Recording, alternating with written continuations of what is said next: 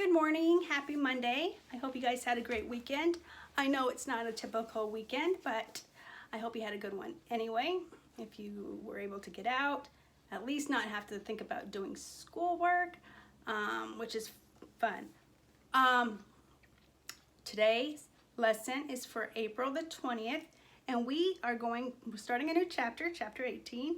We're going to be discussing pages 330 to 332.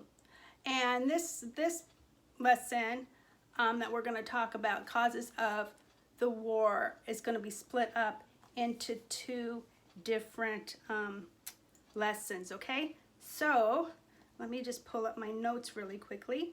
And as I'm pulling up my notes, I want to give a shout out to Corbin. And the reason why I'm giving it a shout out to Corbin is because now we're starting World War II, and Corbin has been asking, when are we going to go to World War II? When are we going to learn World War II for like the past 5 chapters? And so I'm happy to say that we're going to start that today. Now, we're not going to cover everything in World War II because it's so much. I mean, you could take years and years to study it and still not learn, because you have D-Day and you have Midway and you have Pearl Harbor and you have the Battle of the Bulge and so many different aspects of World War II and all these incredible leaders, whether they're dictators or the leaders, the generals, and it's just an exciting war. I mean, not exciting because it happened, because it's sad that it happened, but I love learning about it. And it's so sad because a lot of these veterans are now gone, and they were here for a while and they're now in their 90s. My grandpa was in World War II and he's 98. And I used to love just listening to his stories about where he was and what he was doing and how he fought. And he didn't fight, he was actually in the National Guard during the war, but it's just an incredible time, and these are our heroes.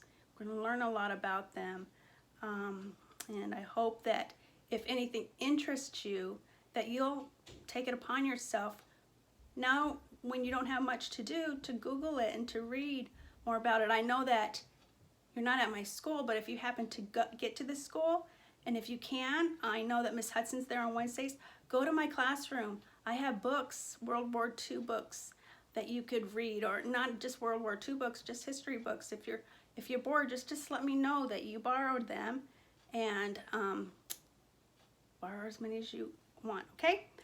So these are the big ideas that we're going to take with us. We're going to learn the causes of World War II, what was the course, outcome, and the human cost of the war, and what were the physiological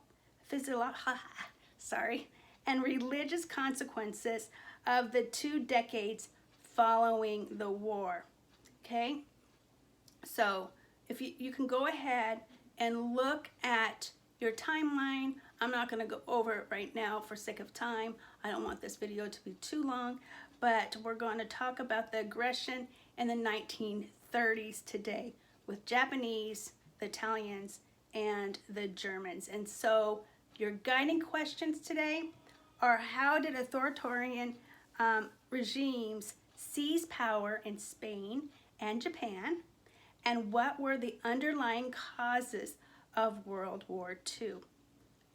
I'm not going to go over the vocabulary. Well, you know what? Here are some of the vocabulary words to just listen. So when you hear these names, pay close attention. If you were to have a test, these are the names that I would want you to remember. We're going to talk about Francisco Franco, Hirohito, Tojo, Third Reich, Sudetenland, and then the Munich Conference. Okay, so before this chapter, in World War I, we briefly talked about Adolf Hitler, and remember, he was the dictator of Germany. We also talked about Mussolini, and he started fascism in Italy. And then we talked about Stalin, who was the dictator in Russia at this time, the communist dictator. But all after World War I, the countries were in turmoil. Remember, Germany had to pay for the war. They were blamed for it, right? Remember that?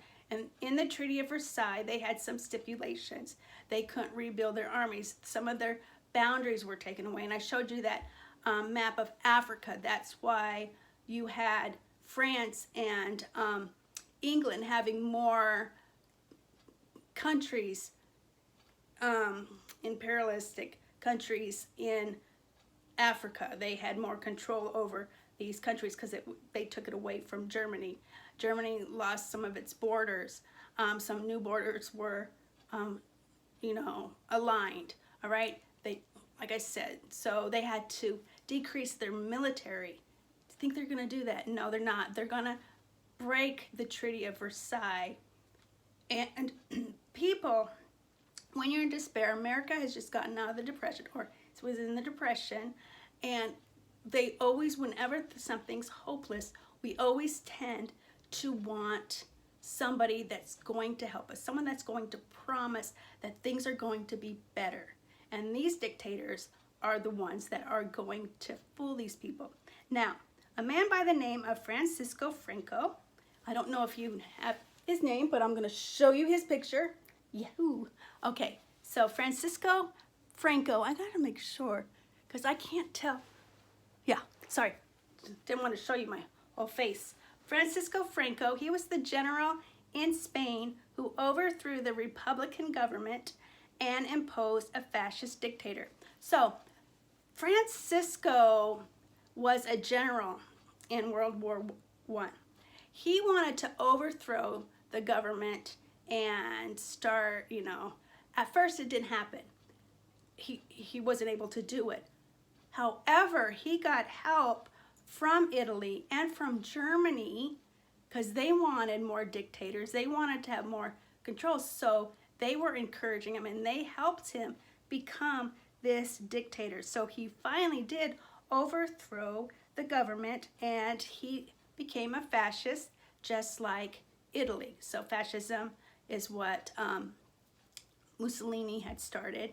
And so now Franco. So there you have another dictator, not just the three, but now you have another dictator that has come into power. All right, moving on. So that right there is Spain. Now we have Japan. Japan, Hirohito was the emperor of Japan. Here's a picture of him, if you can see it. He might be in your book as well. Hirohito. In Japan, Japan has had emperors from way back when when you were in 6th grade and you studied ancient Japan. Okay, remember what the people felt. How did the people feel about the emperors of Japan? Remember? They thought they were gods because they believed that the first emperor of Japan was a descendant of God. And so they have a long lineage of people becoming the emperor, the dad dies, so on. So Hirohito, he was crown prince by the time he was 15. And then when he was 25, his dad died. And so he became the dictator. He became an active role in making the military decisions of the Japanese, or for Japan. But he also had somebody to help him. And that person was a man by the name of Tojo. Oops. I wanted, before I forget.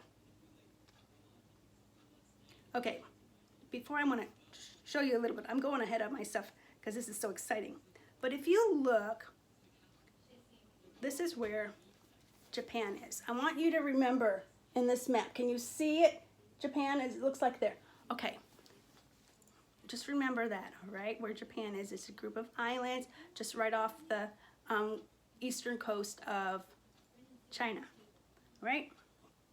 And so we talked about an emperor, he was the emperor, Hirohito was the emperor.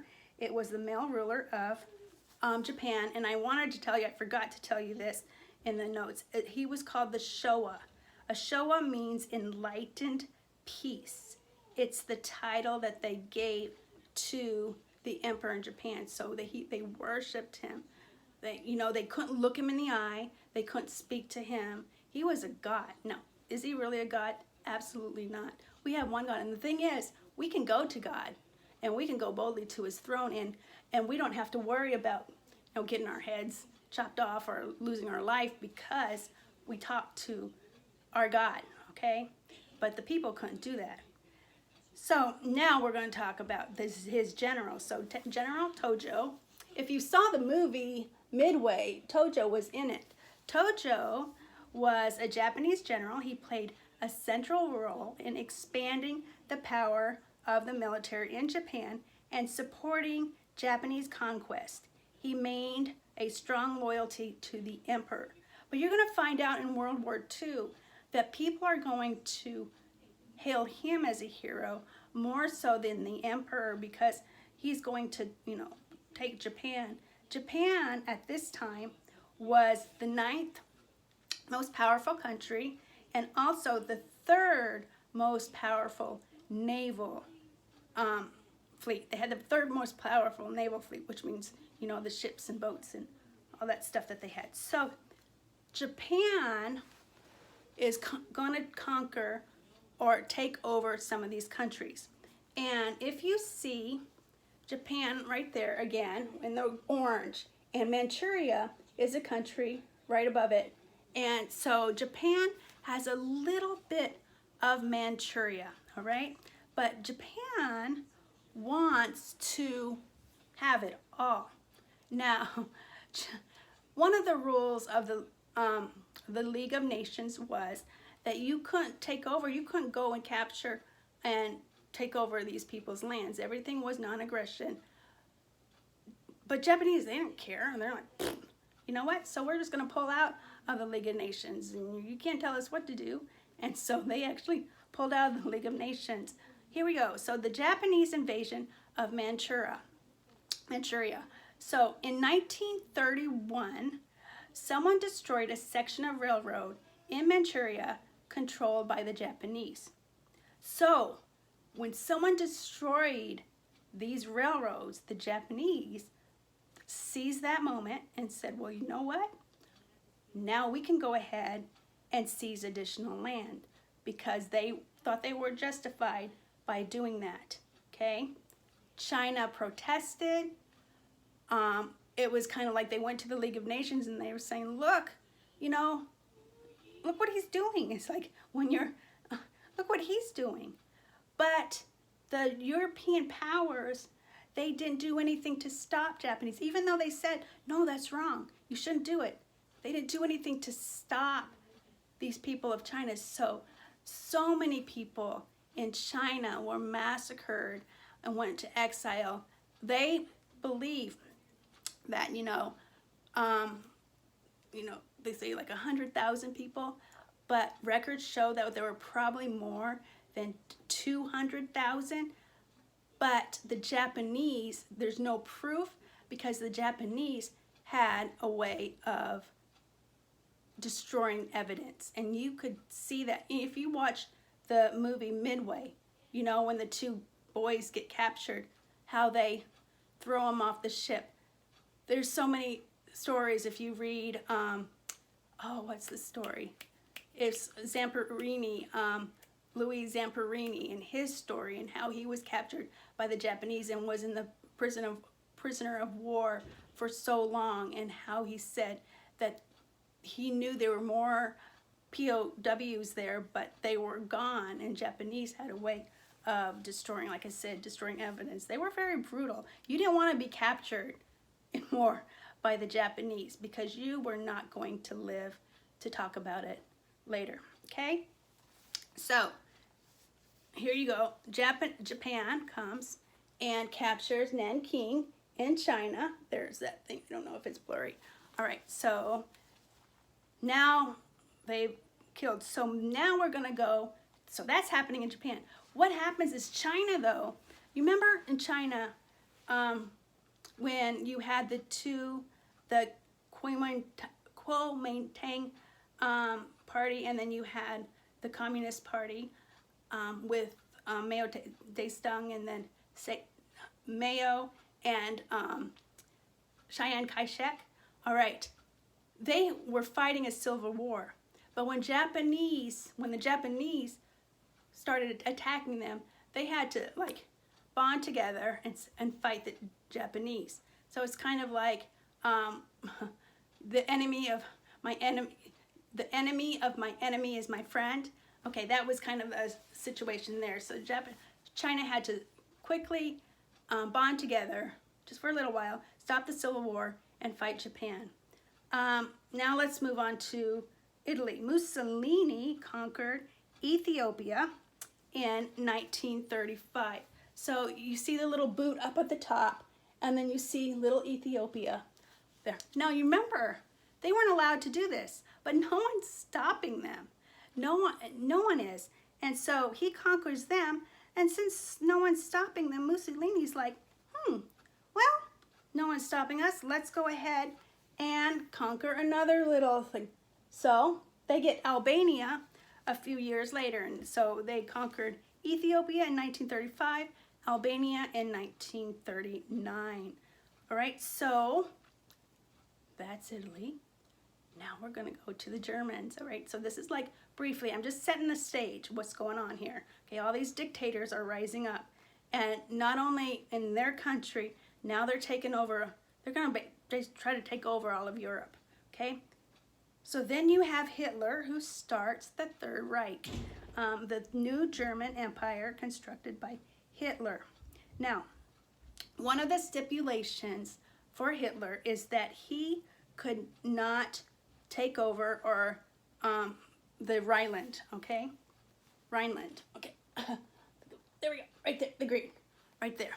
That was one of the stipulations. He had to stay, so that's where Czechoslovakia is. They had to stay away from that, leave the Czechs alone. But Germany is going to not listen. And so one of the other stipulations that they couldn't do is they couldn't make pacts with other countries. Germany breaks this pact, or this stipulation, and he makes a pact with Austria to work together to capture the Rhineland and take over completely Czechoslovakia, because he thought, you know, I'm going to get all these German-speaking countries and we're going to work together, but we're going to take over these countries so that the Germans have a place to live. And so one of the things, one of the words, is the Sudetenland, okay? This is an area in Czechoslovakia that came under Hitler's control with the British and the French. So, let me show you where this is.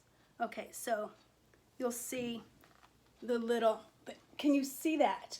That little bluish thing? Okay, so Britain and France thought if they would give Hitler this part, this little section, then he's going to be satisfied, and, you know, and then he'll leave everybody else alone. Okay, this is part of Czechoslovakia. But how in the world is somebody else going, Britain and France didn't own Czechoslovakia.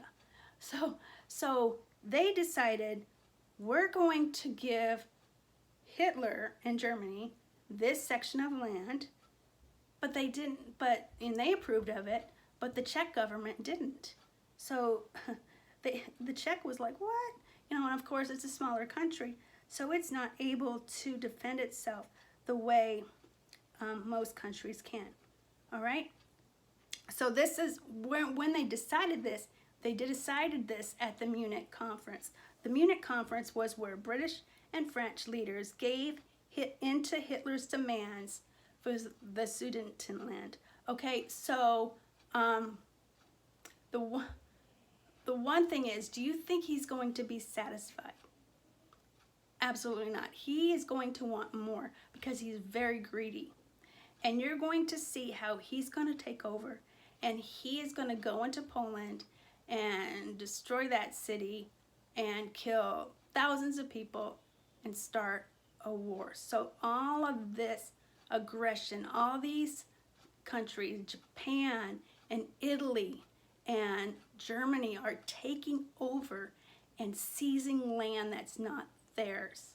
And this was, World War I was supposed to be the war that ended all war. No one wants war, but you're gonna see how it's just gonna get worse and worse, and it's gonna be a big old blowout, okay? So the big picture today is I want you to take with you Japan, Italy, and Germany. I always think of an easy way to remember that is do a little jig, J-I-G, jig. Were expanding their borders, and peace talks and negotiations were not working to keep the peace, no matter what they did. So I'm going to leave today with an interesting fact. The interesting fact is the famous artist Pablo Picasso's full name is 23 words long. I'm not even going to attempt to say all his names, but you can look it up if you'd like. 23. How can you imagine having to learn how to spell your name with 23 names or remember that? But that's true. 23 words long. So have a great day. I will talk to you tomorrow. Hope you're watching this, and I hope you're making good decisions. Mwah.